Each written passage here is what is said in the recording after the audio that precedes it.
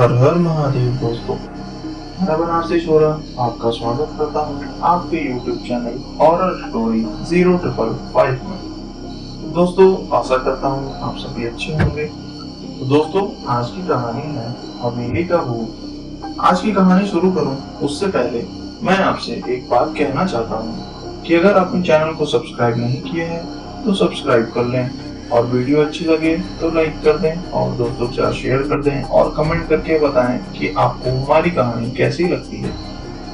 दोस्तों, आइए कहानी शुरू करते हैं हवेली का भूत। रूहानी ताकतें हमारे आसपास हमेशा मंडराती रहती हैं।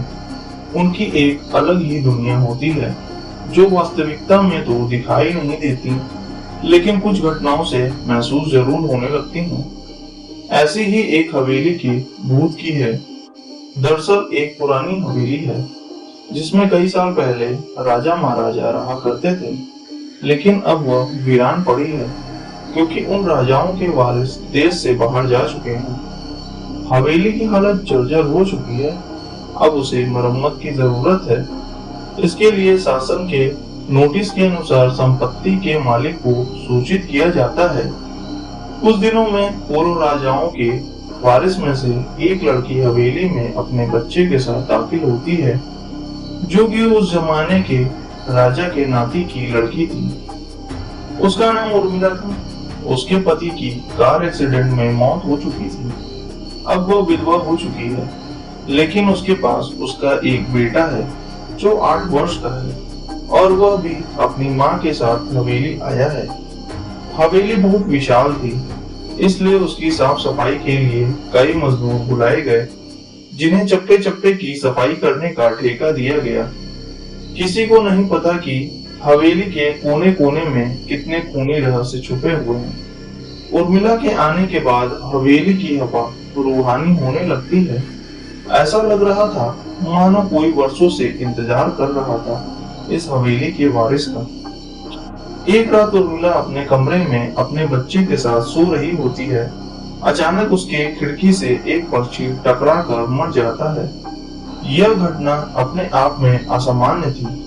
पक्षी टकराते ही उर्मिला की नींद खुल जाती है, और जब वह लाइट जलाकर देखती है तो डर से चीखने लगती है, क्योंकि उस कमरे की खिड़की से एक पक्षी फंसा हुआ था और उसके शरीर से खून की बूंदें फर्श पर गिर रही थी। नजारा इतना भयावह था कि वह अपने बच्चे को उठाना नहीं चाहती थी, लेकिन उर्मिला हिम्मत करके उस पक्षी को खिड़की से बाहर फेंक देती है। लेकिन इसके बाद उसे रात भर नींद नहीं आती है और वह सुबह तक जागती रहती है। दरअसल वह जानना चाहती है कि यह किसी की शरारत तो नहीं। सुबह होते ही वह अपने यहाँ काम कर रहे मजदूरों से जाकर कहती है कि रात को मेरे कमरे की खिड़की पर कोई पक्षी आकर टकराया था और तुरंत मर गया। क्या तुम लोगों में से किसी ने यह हरकत की है? क्योंकि पक्षी खुद ब खुद तो खिड़की से नहीं टकरा सकता। मजदूर कहते हैं, नहीं, हमने तो खिड़की से नीचे किसी पक्षी को मरा हुआ नहीं देखा। हम तो अभी वहां से चले आ रहे हैं, और जब सभी जाकर देखते हैं तो वहां पक्षी नहीं होता। उर्मिला घबराने लगती है कि यह क्या है। यहाँ तो पक्षी होना चाहिए, या कम से कम खून की कुछ बूंदें दिखनी चाहिए, लेकिन यहाँ पर पक्षी का एक पंख तक नहीं पड़ा हुआ है। उर्मिला सभी मजदूरों को कहती है कि हवेली में बहुत सी कीमती चीजें और मूर्तियां हैं, संभाल के साफ सफाई करना। मजदूर अपने अपने काम में लग जाते हैं। उर्मिला अपने बच्चे के साथ कमरे में टीवी देख रही होती है कि अचानक हवेली के छत से एक मजदूर नीचे गिरता है। उर्मिला को अचानक लोगों की आवाज सुनाई देती है। वह भागकर खिड़की से नीचे देखती है तो एक मजदूर की लाश पड़ी होती है। उर्मिला कमरे से नीचे आती है और इसके गिरने का कारण पूछती है। लोगों के जवाब अलग अलग होते हैं। कोई कह रहा होता है कि इसने खुद आत्महत्या की है, और कोई कह रहा था कि यह गलती से गिर गया है। सभी के दावे अलग थे, लेकिन उर्मिला को कुछ अनकही बातें सुनाई दे रही थी। उर्मिला के कान में अचानक एक आहट के साथ आवाज आती है, अपने बच्चे को बचा सकती है तो बचा ले। उर्मिला यह वाक्य सुनते ही अपने कमरे की तरफ भागने लगती है, क्योंकि कमरे में उसका बच्चा अकेला टीवी देख रहा होता है। जैसे ही उर्मिला कमरे में पहुंचती है तो उसका बेटा खिड़की से कूदने वाला ही होता है कि उर्मिला उसका पैर पकड़ लेती है और वह खिड़की से लटक जाता है। उर्मिला पूरी ताकत से उसे ऊपर खींचती है, लेकिन बच्चा फिर भी कूदने की जिद कर रहा होता है।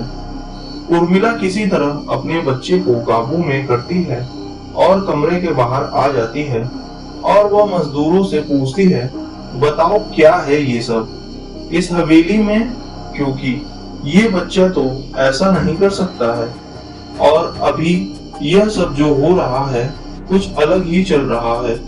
तभी एक बूढ़ा मजदूर उर्मिला से कहता है, बेटी ज्यादा जानना हो तो अपने पूर्वजों की कहानी पढ़ो, तभी तुम्हें इस हवेली का इतिहास पता चलेगा। इस हवेली की कहानी की किताब इसी गांव के सरपंच के घर में रखी होती है, जो कि बहुत साल पहले मर चुके थे, लेकिन अब भी उनके बेटे के पास वह किताब मौजूद है। उर्मिला सरपंच के घर पहुंचती है और किताब ले लेती है। किताब पढ़ते ही उसे पता चलता है कि इस हवेली में एक नौकर नौकरानी भी थे, जिनके बीच में बहुत प्यार था और कई सालों से हवेली की सेवा कर रहे थे। लेकिन एक बार रानी के शाही गहने चोरी हो गए और उसके शंका में राजा ने नौकरानी को चोरी की सजा दे दी और उसे जिंदा दफना दिया। उसके गम में उसके पति ने भी अपनी जान दे दी और उसके 1 महीने बाद ही उस राजा ने अपनी ही तलवार से अपने गले में घुसेड़कर आत्महत्या कर ली। उसके बाद छोटे मोटे हादसे हवेली में होने लगे, जिस वजह से यह हवेली हमेशा के लिए बंद हो गई। कई सालों के बाद वहां कोई आया है, जिससे वहां रहने वाली आत्माओं को मौका मिल गया फिर से बदला लेने का।